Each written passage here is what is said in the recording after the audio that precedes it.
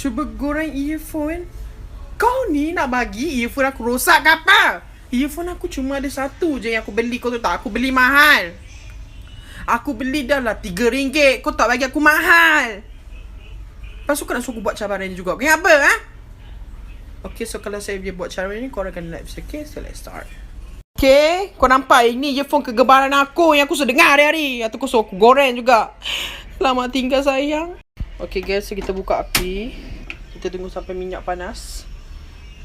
Okay, minyak dah panas, so kita letak lah.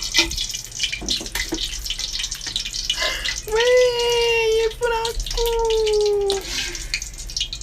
Weh, earphone aku.